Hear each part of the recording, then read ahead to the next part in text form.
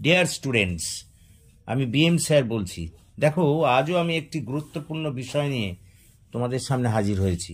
তোমরা যারা 2025 সালে কলকাতা বিশ্ববিদ্যালয়ে ইংলিশ অনার্সের ফার্স্ট সেম পরীক্ষা দিতে চলেছ, তাদের জন্য এই প্রশ্নটি খুব গুরুত্বপূর্ণ। এবছর এটা আসতেই পারে।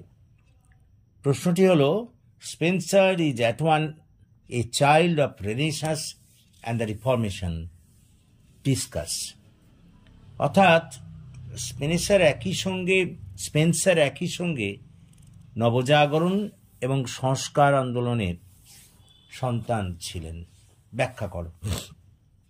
দেখো, এই প্রশ্নটা কিভাবে আমাদের লিখতে হবে।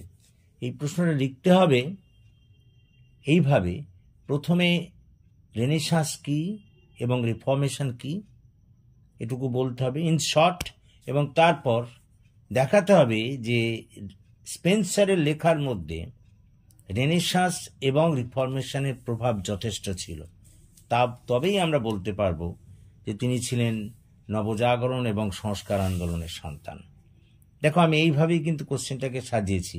আমি তোমাদের বিষয়টা ব্যাখ্যা করে বলছি এবং লিখিয়েও দিচ্ছি। তো দেখো, তাহলে আজ আমরা লিখতে চলেছি, Spenser is at one a child of Renaissance and the Reformation, discuss. দেখো, উত্তর লিখছি আমরা। Edmund Spenser is the main architect of blending Renaissance and Reformation perfectly. মানে এডমন্ড স্পেন্সারই হলেন সেই কারিগর যিনি অতি উত্তমভাবে বা অতি সঠিকভাবে নবজাগরণ এবং সংস্কার আন্দোলনকে তাঁর লেখার মধ্যে সমন্বিত করেছিলেন বা সমন্বয় সাধন করেছিলেন। He is regarded as the master of Elizabethan poetry. Elizabethan যুগের যে কবিতা, সেক্ষেত্রে তাকে দক্ষ একজন কারিগর বলে মনে করা হয়। He has been called the child of the English Renaissance and Reformation. তাকে বলা হয় নবজাগরণ এবং সংস্কার আন্দোলনের সন্তান।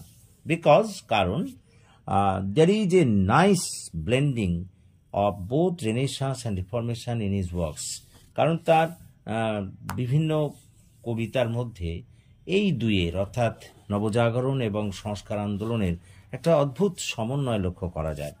Paragraph: To give a fitting reply to this question, we need to know what are the features of Renaissance and Reformation. এই প্রশ্নের উত্তর দিতে গেলে আমাদের প্রথমেই জানা দরকার যে নবজাগরণ এবং সংস্কার আন্দোলনের মুখ্য বৈশিষ্ট্য কী। And if those are present in the works of Edmund Spenser, এবং সেগুলো যদি এডমন্ড স্পেন্সারের লেখার মধ্যে দেখা যায়, then certainly we can call him the child of Renaissance and Reformation. তাহলে অবশ্যই আমরা তাকে সংস্কার আন্দোলন এবং নবজাগরণের সন্তান বলতে পারি। Paragraph: Actually, the Renaissance age is characterized by the spirit of adventure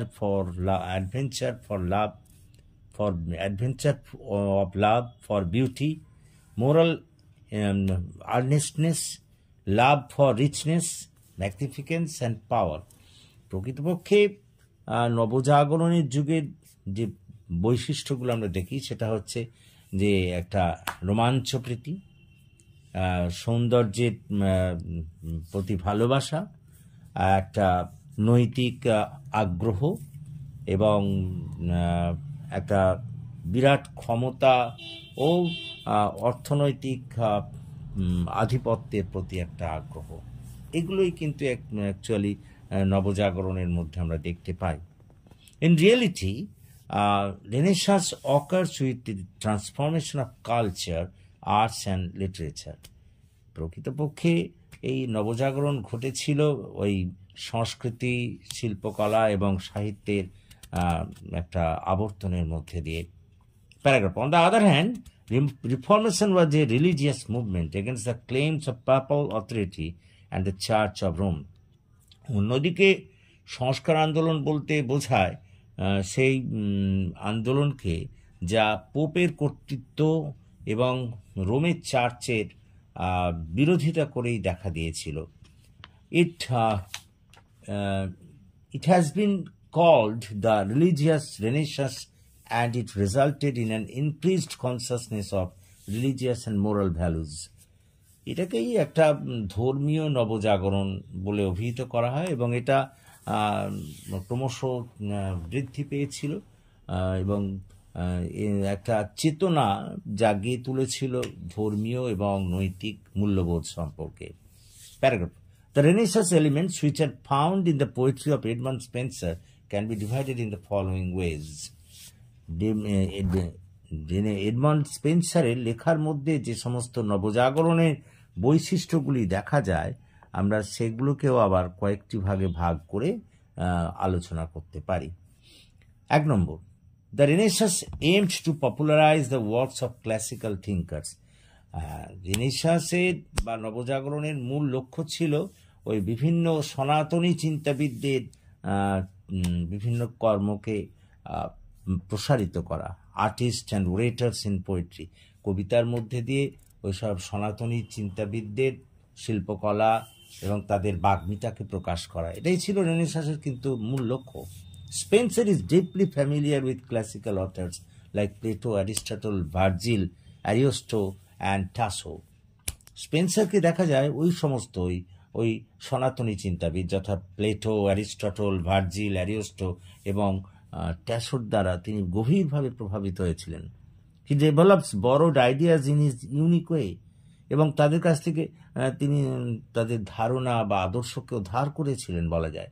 Spencer borrows heavily from Homer's Odyssey's explanation, এমনকি স্পেন্সার ইটালীয় কবি হোমারের অনেক ব্যাখ্যাকেও গ্রহণ করেছিলেন। He is also familiar with Ariosto and Tasso, একইভাবে অ্যারিস্টো এবং টাসোর ধারণা দ্বারাও তিনি প্রভাবিত হয়েছিলেন, অর্থাৎ সনাতনী চিন্তাবিদদের দ্বারা তিনি প্রভাবিত হয়েছিলেন। Paragraph: Spenser is inspired by Greek philosophical thinking as Renaissance child. নবজাগরণের সন্তান হিসেবে তিনি গ্রিক চিন্তাবিদদের বা দার্শনিকদের চিন্তাধারা দ্বারা প্রভাবিত হয়েছিলেন। Which he incorporates into Faerie Queene, যেটিকে তিনি তার ফেরি কুইনের মধ্যে অবশ্যই অন্তর্ভুক্ত করেছিলেন। Faerie Queene's mission and the 4 hymns, এবং 4টে স্তোত্রর মধ্যে তিনি এটাকে অন্তর্ভুক্ত করেছিলেন। Spenser studied Aristotle deeply. Spenser কিন্তু অ্যারিস্টটলকে গভীরভাবে পড়াশোনা করেছিলেন। Aristotle inspired his Faerie Queene's mission, এবং অ্যারিস্টটল কিন্তু তার ওই ফেয়ারি কুইন লেখার ব্যাপারে যথেষ্ট তাকে প্রভাবিত করেছিলেন। থার্ডলি, প্যারাগ্রাফ করে, Plato also influenced Spencer. Plato কিন্তু স্পেন্সারকে প্রভাবিত করেছিলেন। হু ইনকর্পোরেটেড প্লেটোনিজম ইন হিজ 4 hymns। ওই 4টি যে স্তোত্র তার মধ্যে প্লেটোর আদর্শের প্রভাব পাওয়া যায়। Spenser viewed the beauty of human body as a symbol of divine beauty inspired by Plato's idealism. প্লেটোর আদর্শ দ্বারা প্রভাবিত হয়ে তিনি এই মানুষের দেহের মধ্যেই একটা স্বর্গীয় সৌন্দর্যের একটা ছাপ লক্ষ্য করতেন। Fourthly, Spenser like Homer portrays virtuous characters in allegorical form. Spenser কিন্তু এই রূপকার্থকভাবে বিভিন্ন চরিত্রকে সাজিয়েছিলেন। However, Spenser work is also inspired by Erasmus. ইরাসমাসের দ্বারাও কিন্তু স্পেন্সারের কাজকর্ম প্রভাবিত হয়েছিলেন। Paragraph: The elements of reformation which are found in the works of Spencer can also be discussed in the following ways. এতক্ষণ আমরা তো তার মধ্যে রেনেসাঁসের প্রভাব দেখলাম, এবার দেখব রিফর্মেশনের প্রভাব, সেটাকেও আমরা কয়েকটা ভাগে ভাগ করে আলোচনা করতে পারি। 1 নম্বর, the Reformation movement against the papal authority was influenced by Spencer. Spencer কিন্তু ওই পোপের বিরুদ্ধে যে আন্দোলন দেখা দিয়েছিল তাকে তিনি যথেষ্ট প্রভাবিত করেছিলেন।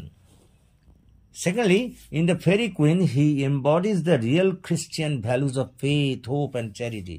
ফেরি কুইন যদি আমরা পাঠ করি তাহলে দেখব সেখানে তিনি খ্রিস্টিয়ান মূল্যবোধ, বিশ্বাস, আশা এবং দাতব্যকে অতি সুন্দরভাবে সংযুক্ত করেছেন। Thirdly, the first book of Faerie Queene is in reality a synopsis of Reformation. Faerie কুইনের প্রথম খণ্ডকে যদি আমরা বিশ্লেষণ করি তাহলে দেখব সেটা একটা সংস্কার আন্দোলনেরই একটা অংশবিশেষ। Fourthly, Spencer exemplifies Protestant religion's values by portraying Una and the Red Cross Knight in all their modest modesty, innocence and truthfulness. Spencer তার প্রোটেস্ট্যান্ট ধর্মীয় মতবাদকেও কিন্তু অতি সুন্দরভাবে তার লেখার মধ্যে দিয়ে প্রকাশ করে গেছেন। Paragraph 5, it is found that Spencer's heart is rooted in Christianity. খ্রিস্ট ধর্মের মধ্যেই তার যে হৃদয় একেবারে আবদ্ধ ছিল এটা বোঝা যায়। And in the Faerie Queene he shows himself to be devoted Christian. তাকে দেখলেই বোঝা যায় যে তিনি একজন উৎসর্গীকৃত খ্রিস্টান ছিল তার ফেয়ারি কুইনে। হেন্স প্যারাগ্রাফ করে, hence in conclusion it is quite clear. সুতরাং উপসংহারে এটা পরিষ্কার বলা যায়, it is quite clear that Spenser blended the Renaissance and Reformation through his works. Spenser তার লেখার মধ্যে দিয়ে নবজাগরণ এবং সংস্কার আন্দোলনকে খুব সুন্দরভাবে সমন্বিত করেছিলেন। So it can be said that Spencer is at one a child of renaissance and reformation. সুতরাং সহজেই বলা যায় যে স্পেন্সার একদিকে ছিলেন নবজাগরণ এবং অন্যদিকে সংস্কারের সন্তান। সো দেখো এইটাই কিন্তু ঠিক এইভাবে লিখতে হবে। আশা করি তোমরা বুঝতে পেরেছো, এবং যদি বুঝতে পারো তাহলে প্লিজ এই ক্লাসের কথা তোমাদের বন্ধুবান্ধবদের মধ্যে শেয়ার করো এবং তাদেরও এই ক্লাসে জয়েন করতে বলো। এবং সর্বোপরি যারা এখনও আমার এই চ্যানেলটিকে সাবস্ক্রাইব করোনি, প্লিজ সাবস্ক্রাইব মাই চ্যানেল। আমাকে এগিয়ে আসতে সাহায্য করো যাতে আমি তোমাদের আরও বেশি করে কাজে লাগতে পারি। So that's all for this day. Thank you for watching and listening. So please comment, share and subscribe to my channel. So thank you. Good night to all of you.